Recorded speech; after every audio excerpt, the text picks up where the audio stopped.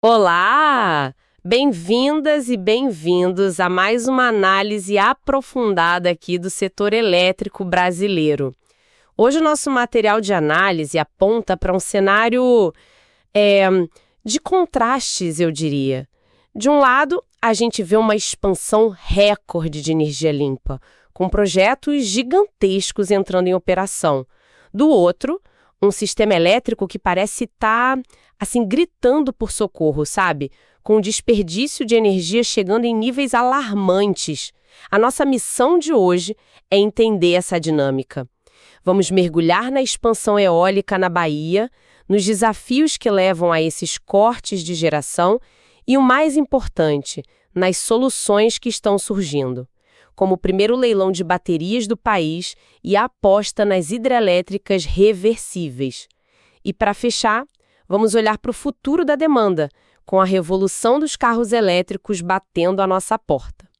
Ok, vamos começar a desempacotar isso. A primeira notícia da semana parece ser só otimismo, né? Lá na Bahia são mais 36 megawatts de energia limpa no sistema. Mas isso é só a ponta do iceberg, certo? O projeto completo é bem maior. Muito maior. Esse parque de 36 megawatts é apenas uma pequena parte do conjunto eólico Serra do Assuruá. Quando ele estiver 100% pronto, vai injetar 846 megawatts na rede. Nossa! Para ter uma ideia, isso é quase a potência de uma usina nuclear como o Angra 1. O que essa notícia realmente mostra é a força do investimento privado, com gigantes como a Engie continuando a apostar pesado, sabe, no potencial renovável do Brasil, especialmente no Nordeste. A Bahia, nesse contexto, se consolida como uma verdadeira potência eólica. Entendi. Mas energia limpa é sempre uma boa notícia. Mas aí a gente olha para os dados operacionais do sistema e o cenário fica confuso. A gente tem um desempenho espetacular de algumas usinas. Por exemplo, os dados de outubro de 2025 mostram a usina Testa Branca 1, da Serena Energia, com um fator de capacidade de quase 92%. Isso é um número absurdo para uma eólica, não é? É um número de classe mundial. Tenta imaginar o seguinte: é como se um corredor de maratona corresse 92% da prova na sua velocidade máxima. É quase inacreditável. Isso mostra que o recurso eólico naquela região é um dos melhores do planeta. Impressionante! E do lado solar, a mesma coisa. A usina Sobrado 1, da Proton Energy, de novo na liderança com mais de 36% de fator de capacidade. E o detalhe mais impressionante, sem nenhum corte de geração. Ela conseguiu entregar toda a energia que produziu. E aqui está o paradoxo que eu mencionei no início, porque essa usina solar foi uma exceção, certo? Uma grande exceção. Enquanto a gente tem esses recordes de geração, também temos recordes de desperdício, o famoso constrained off. Exatamente. E esse é o grande drama do setor hoje. Em outubro, os cortes na geração por restrições na rede aumentaram 21% em relação a setembro. No total, foram 5,6 milhões de megawatt-hora de energia que simplesmente não puderam ser entregues. Energia que foi gerada e teve que ser descartada. Espera, vamos traduzir esse número. 5,6 milhões de megawatts-hora jogados fora, em um único mês. O que isso significa na prática? Significa que a energia que a gente teve que jogar fora em outubro daria para abastecer uma cidade como Salvador por quase um mês inteiro. Uau! E se somarmos o desperdício de todo o ano de 2025 até agora, já passa de 40 milhões de megawatt-hora. É uma quantidade gigantesca de energia limpa e barata que não chega na casa das pessoas ou nas indústrias por falta de capacidade na rede. É como ter uma safra recorde não ter estrada. Exato. É como produzir a melhor safra de grãos da história e não ter caminhão ou estrada para escoar. É um cenário bem frustrante. E onde isso acontece mais? Tem um mapa desses gargalos? Sim, e é bem concentrado. A geração eólica sofre mais no Rio Grande do Norte, em subestações que já se tornaram assim famosas pelos problemas como João Câmara e Iaçu. Já a solar tem cortes espalhados pela Bahia, Ceará, Piauí, Pernambuco e norte de Minas. Isso transforma o trabalho do desenvolvedor de projetos num verdadeiro campo minado, sabe? Não adianta mais só encontrar um lugar com muito sol ou muito vento. Faz todo sentido. Então, como um desenvolvedor hoje consegue navegar nesse cenário? Como ele sabe que a subestação onde ele quer conectar seu projeto não vai ser a próxima João Câmara? É na base da sorte? De jeito nenhum. Seria um risco muito grande.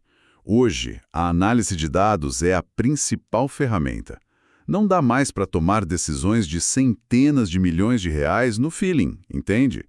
É por isso que nós na Iporbay, por exemplo, criamos dashboards que monitoram o constraint off quase em tempo real, subestação por subestação.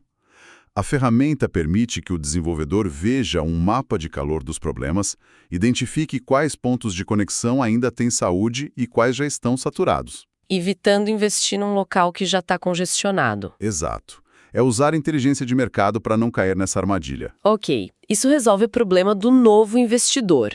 Mas e o sistema como um todo? Se o problema é a rede, que é como se fosse um copo pequeno demais para a quantidade de água que a gente quer colocar, quais são as soluções na mesa para, sei lá, comprar um copo maior? Essa é a pergunta de $1 milhão. E a resposta, bom, ela está começando a aparecer. 2 tecnologias em especial estão saindo do campo das ideias e entrando no planejamento estratégico. A primeira, e mais imediata, é o armazenamento com baterias. O governo finalmente marcou o primeiro leilão de reserva de capacidade, focado nisso para 2026. Um leilão de baterias. Isso parece uma mudança de paradigma. Por que demorou tanto para o Brasil chegar aqui? A gente não sabia que a solar e a eólica precisariam de um backup? É uma ótima pergunta. Em parte, era uma questão de custo, sabe? Anos atrás, as baterias de larga escala eram, caríssimas, inviáveis. Mas o principal é que, como você disse, o problema bateu na porta. A quantidade de energia desperdiçada e a instabilidade que a intermitência causa se tornaram tão grandes que o custo de não fazer nada ficou maior do que o custo de investir em armazenamento. Faz sentido. O sistema precisa de mais do que apenas potência. Ele precisa de flexibilidade e rapidez na resposta. E é isso que as baterias oferecem. O leilão vai contratar um produto bem específico chamado Potência Armazenamento. Os contratos serão de 10 anos e os projetos precisam ser parrudos. Mais de 30 megawatts de potência com capacidade de descarregar por 4 horas seguidas. E tem um detalhe técnico fundamental, a capacidade de formar rede, o grid forming. Certo, grid forming. O que isso quer dizer em bom português? É tipo um estabilizador gigante para a rede? É uma analogia perfeita. Pense na rede elétrica como uma orquestra. As hidrelétricas e térmicas são os grandes instrumentos que mantêm o ritmo, a frequência estável. As usinas solares e eólicas são como músicos talentosos, mas que não conseguem manter o ritmo sozinhos.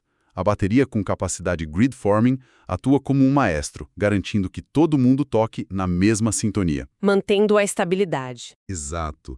Mantendo a estabilidade da rede mesmo quando o sol se vai ou o vento para. Entendi. E onde essas baterias seriam instaladas? Em qualquer lugar? Não. E esse é o ponto mais inteligente do leilão. A empresa de pesquisa energética vai definir o que eles chamam de barramentos prioritários.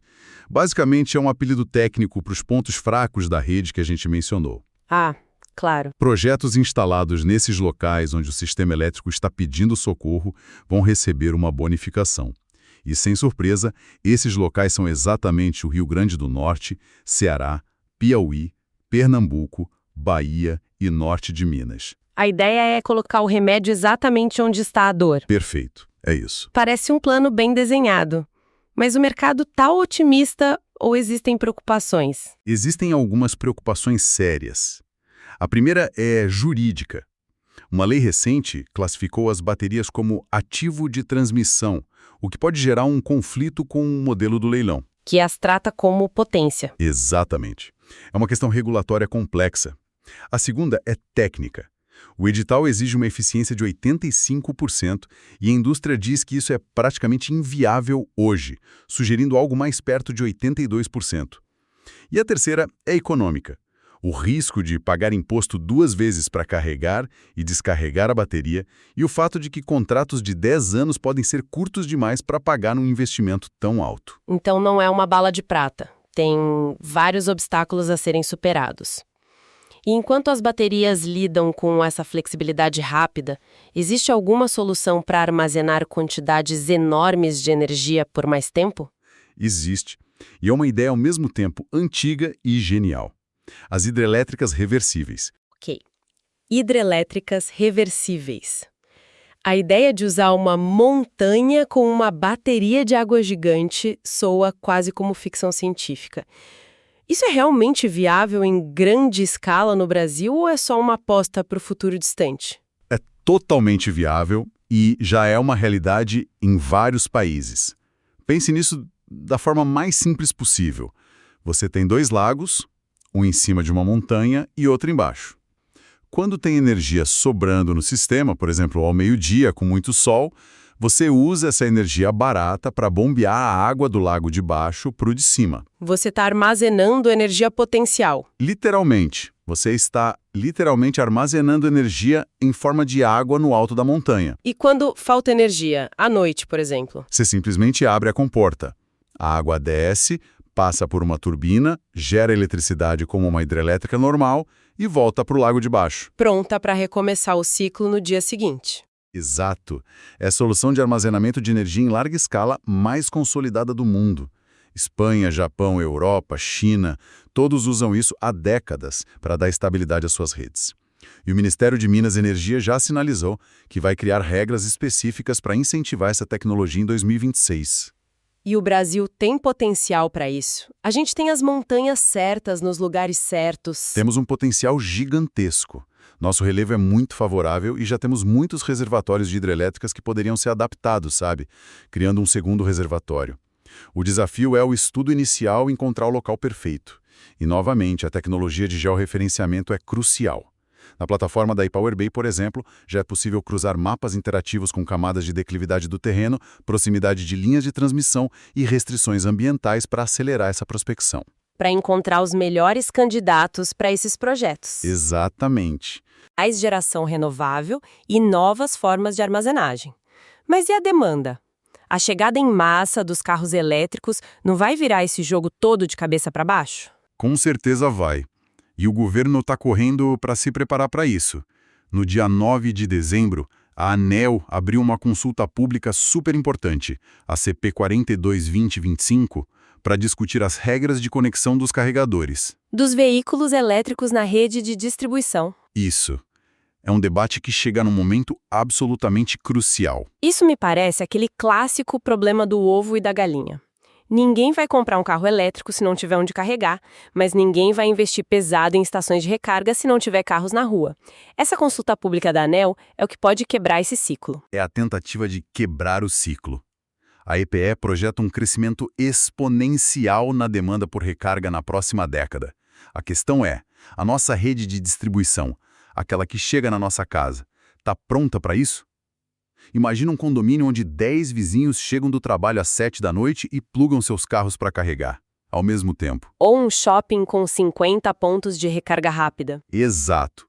O estresse na rede local pode ser imenso. É um desafio de planejamento urbano, quase. Exatamente. A consulta pública, que vai até março de 2026, quer ouvir o mercado sobre como resolver isso, como gerenciar esses picos de carga, como incentivar a recarga em horários de menor demanda, como de madrugada. E como garantir que a infraestrutura seja construída de forma inteligente. E não aleatória. E para quem quer investir nesse ecossistema, a análise de dados é, mais uma vez, a chave. Como assim? O investidor que quer montar uma rede de eletropostos precisa saber onde estão os melhores pontos. E melhor não é só onde tem mais movimento, é onde a rede de distribuição tem capacidade ociosa para aguentar essa nova carga. Entende? Ferramentas como as da plataforma T-Power-Bay já ajudam a fazer essa análise, cruzando dados de consumo com a infraestrutura das subestações para identificar onde há capacidade disponível e onde já existem gargalos. É usar dados para investir com inteligência num setor que está prestes a explodir. Então, se a gente amarrar todas essas pontas, a semana mostra um setor elétrico vivendo uma tensão enorme, uma corrida para gerar cada vez mais energia limpa, mas batendo de frente com os limites físicos da nossa infraestrutura e, ao mesmo tempo, uma outra corrida tecnológica e regulatória para criar as ferramentas, baterias reversíveis e as regras para os carros elétricos que vão permitir que essa nova matriz funcione. Perfeito, de forma segura e eficiente. E isso nos leva a um pensamento final, que na verdade foi o fio condutor de toda a nossa conversa. Com a chegada de baterias que podem armazenar energia solar para usar à noite, com as reversíveis que funcionam como poupanças de energia e com os carros elétricos que podem ser programados, Para carregar de madrugada? o velho modelo de gerar energia para atender a demanda está se invertendo. Como assim, se invertendo? A pergunta para o futuro talvez não seja mais como vamos gerar mais energia para o pico das 6 da tarde, mas sim como podemos gerenciar a nossa demanda de forma inteligente para usar a energia solar que sobrou ao meio-dia. A gestão do consumo, o chamado lado da demanda, passa a ser tão importante, ou até mais, do que a própria geração. Essa é a verdadeira revolução silenciosa que está acontecendo. Para não perder nenhuma análise e acompanhar de perto as novidades do setor, cadastre-se agora em www.epowerbay.com e siga a EpowerBay nas redes sociais e nas principais plataformas de áudio, como Spotify, Apple Music e YouTube.